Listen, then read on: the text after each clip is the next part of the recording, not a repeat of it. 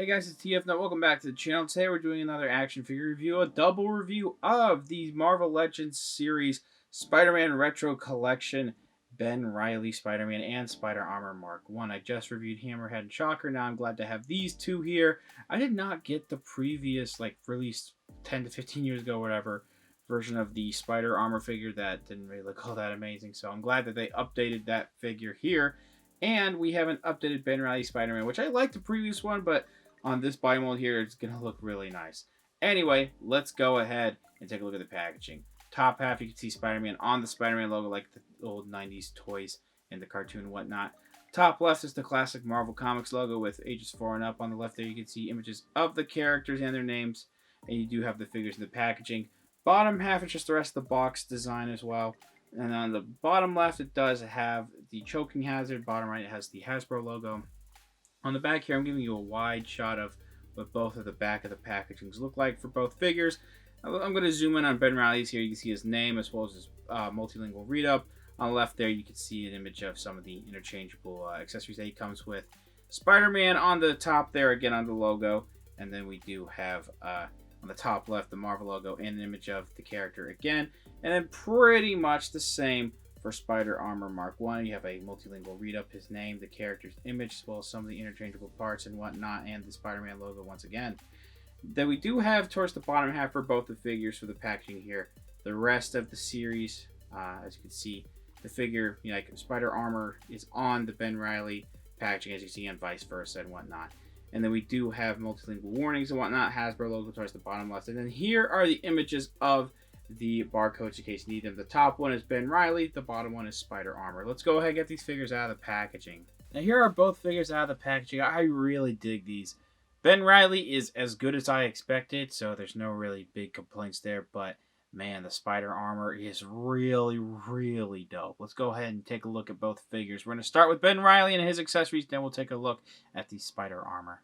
So we get pretty much the typical kind of accessories with Spider-Man figures. He came packaged with whipping hands. As you can see here, we have the open palmed wall crawling hands. We have a red splotch right here on the right hand. And then somewhere on the finger, yeah, there's a red splotch there too. I could probably scratch those off or use acetone carefully and whatnot. So it's molded in blue, and we have the red painted on the index finger, pinky, and the thumb.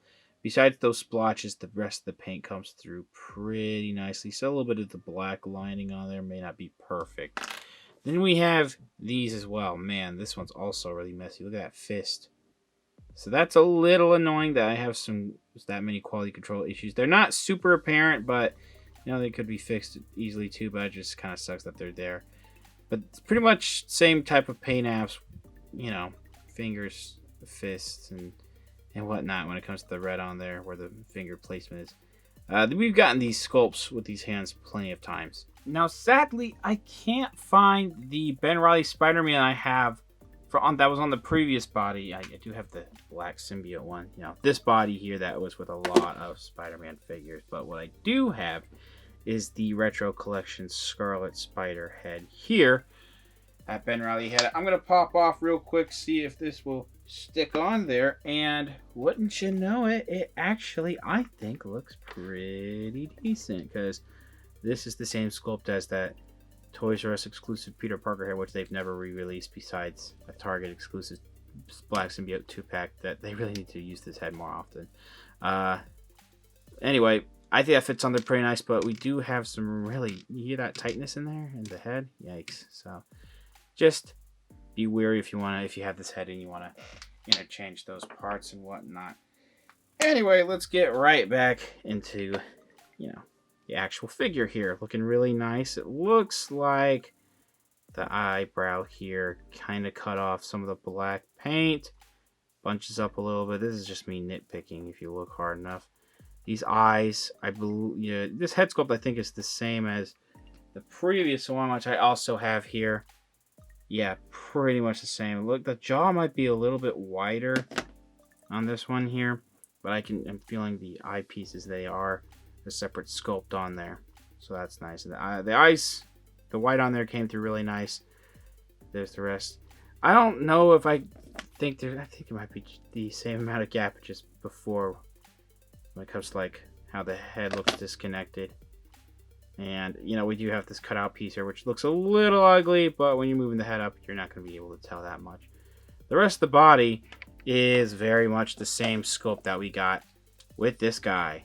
That we have 2 other times in this wave here, and then the black symbiote, of course. But you can see just, you know, how the black Spider-Man logo comes through on here. Just throughout the whole body, looking really good.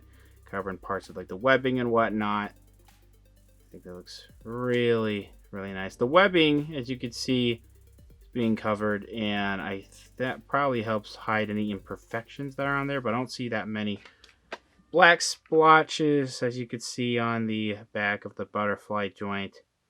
Other than that, man, I don't really see any other paint app problems. They've gotten better over the years with paint apps and problems and whatnot. Excuse me. So what people had problem with the previous, you know, retro Spider-Man was you could see the red pins on the arms. We don't have pinless tech here, but at least the way that this suit looks, they can use the blue pins, and there's no paint that looks bad with it, except for down here. Just as I was saying that. We have these little cuff pieces that might be able to be removed if this is the same mold as before. I think, yeah, so just getting these back on. You can just... First of all, I wish this was a little bit more metallic silver, but I think it looks fine as it is. So that's a separate piece that you can pop right on there. Just pop the hand on again. Here's what this whipping hand looks like. There's a little bit of a black splotch on the thumb. Nothing too noticeable, so I'm not too mad about that. Here's the other hand. No problems there. That looks good. Now we get down to the legs, which I talked about this whole torso piece basically. And I'll go over that little paint piece in a second. Not much going on with the sculpt in the upper legs. It's just molded in this lighter blue compared to the darker blue that we got last time, which I believe is costume accurate. I just wanted to point that out.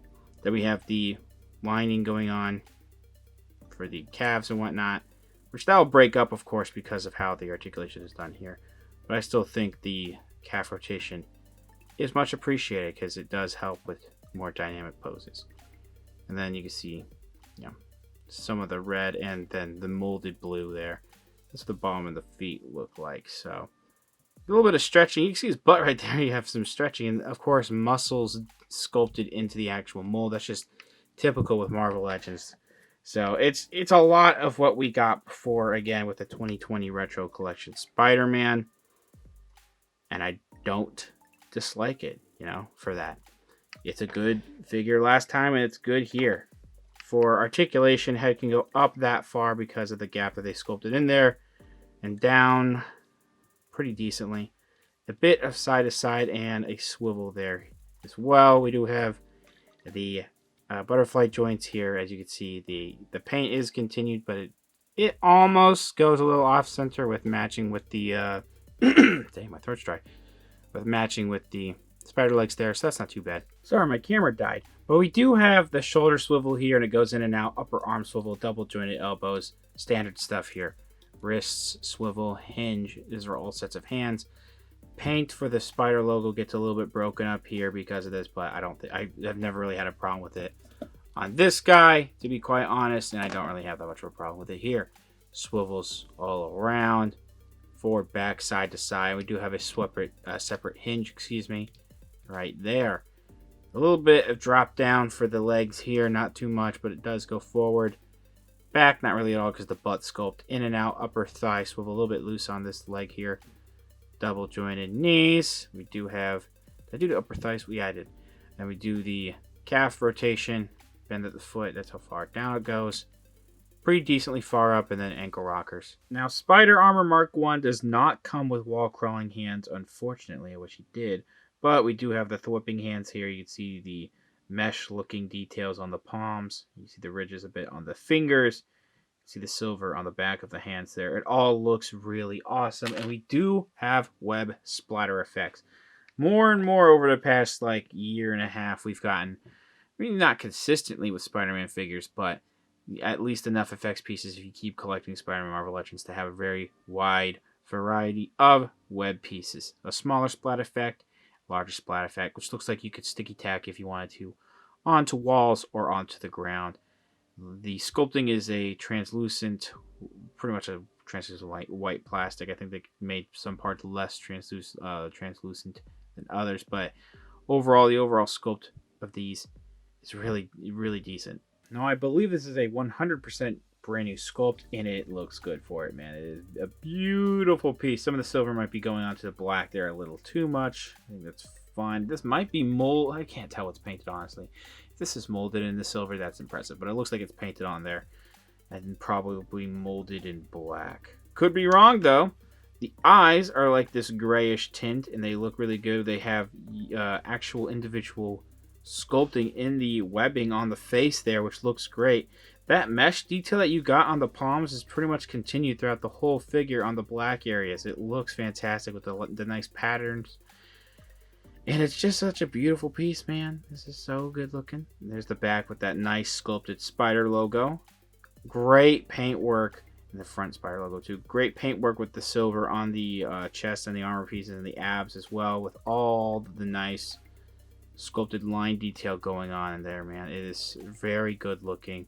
They get down to the elbows. They even continued, I think, some of that sculpt. It looks a little sloppy in some areas just because it's such a small sculpted piece on the elbow. But you can't tell. It looks fine to me, man. If I'm nitpicking, you know, you can tell there's some excess silver. I do not care.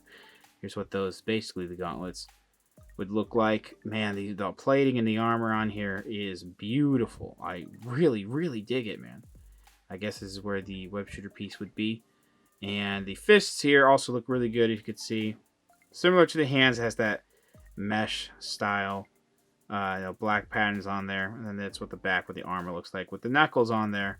Looking really good, man. We're going to get to the waist. You have some lines sculpted going from the butt and the crotch piece mostly, going into the upper legs and whatnot. Looking really good. They even continued the armor piece going onto the crotch piece too. It's such a nice figure. I can't get over. Yeah, the black is just molded in this black. There's not much when it comes to paint. I don't care. I think that the way it's molded looks great. And it's pinless tech, if you didn't notice. Really good looking pinless tech too. I don't know if this would work as much if it had the pins in there, being shown. So I'm glad they did pinless tech on this. It's beautiful, man. It is awesome. I think I like this more than the Ben Reilly because it's so unique. Nothing against the Ben Reilly, of course.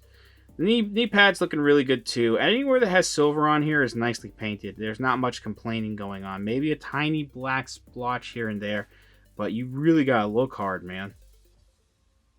It is such a good looking piece. That's what the top of the boots look like. They even have some different details when they go just a straight black, matte black, to the mesh looking detail there. And then a little bit of treading on the outer side of the boots here. Nothing really on the inside. They kind of continue to, you can see with those lines. Man, it is such a great looking figure. I need to do a 360. Man. I know that Marvel Legends are going up in price, but this is one Marvel Legend I don't mind paying the extra $2 to $3 for.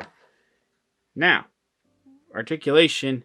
It's very basic. I can't take this head off. I wanted to see if I could put a Peter Parker head on here. So I don't know if you actually can. But it's the new head style from some Spider-Man figures, side to side, with the ball peg system up and down. The up is not amazing. It could be a little bit better. It's not horrible. The down also is not that great. It likes to push itself back up. But side to side is just fine. Arms go all the way around. I might be able to... Actually, no. They sculpted enough going into... I thought I was going to chip the shoulder pieces. They sculpted enough so that way... There's room. That's good. Glad they thought of that. And then standard swivels. Upper arm swivel, double jointed elbows. A little bit stiff on the upper elbow part.